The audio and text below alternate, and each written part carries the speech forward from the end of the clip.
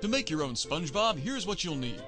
1 standard size yellow sponge measuring about 4 inches by 3 inches, 4 yellow pipe cleaners, 1 white pipe cleaner, red, black, and blue markers, a sheet of brown and red construction paper, a sheet of white paper, 2 pencil top erasers, any color will work, plastic eyes from an arts and crafts store, scissors, glue, and a ruler.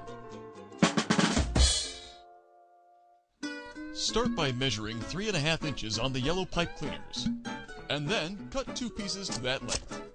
Next, measure and cut 2-inch long pieces of the white pipe cleaner.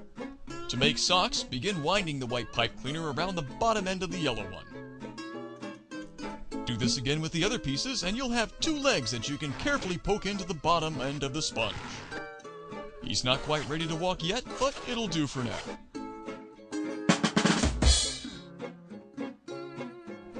To make the arms, start by cutting 2 9-inch long pieces of the yellow pipe cleaner. Next, bend the ends of each pipe cleaner to form 4 fingers on each hand. A good trick for keeping your newly formed hand together is to fold the remaining length of pipe cleaner between 2 of the fingers. There you go. To make the sleeves, measure out 2 squares, 1 inch tall and a 1/2 inch wide onto your white paper. Then, go ahead and carefully cut them out. Take each of those paper strips and put a line of glue on one of the 1/2 inch ends. Then, roll that end over to make a tube shape and let the glue dry. Place another dab of glue onto the pipe cleaner arms where the shoulders should be, around 1 inch or so from the end. Place your rolled up paper tube sleeves onto your glued up arms and then let them dry too. Finally, once that's done, poke the shoulder end of each arm into the sides of the sponge, around 1.5 inches up from the bottom.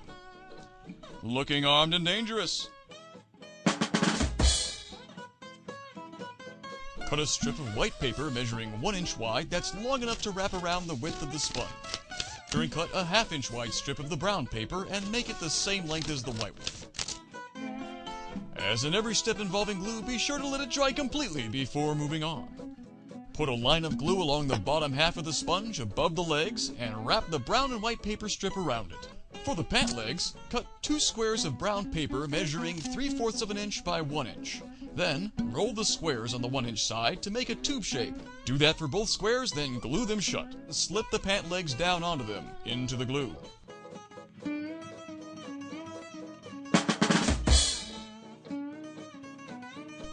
Take your black marker and draw 2 circles on the white paper. Next, cut them out, being careful to keep the black outline on the inside of your cut.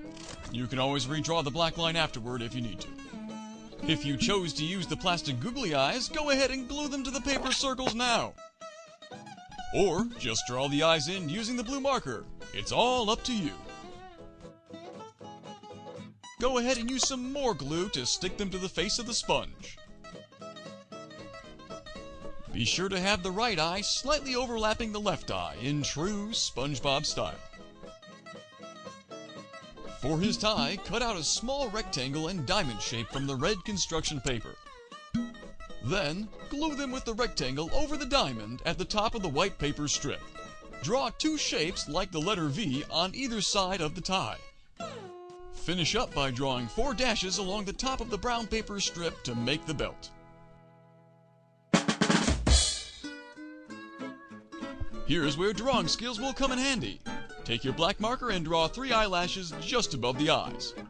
Draw on the nose, mouth, and tongue. This is one step where it's okay to go ahead and take as much time as you need. When that's done, you can use the red marker to color in the mouth you just drew. To give SpongeBob a pair of pearly whites, cut out 2 small squares from the white paper and glue them just under the upper lip of the mouth. For a sharp pair of shoes, take your 2 pencil top erasers and color them all over with the black marker. And lastly, glue and slip them onto each leg and bend them outward to form the feet. There you have it! Your homemade SpongeBob is now ready for action.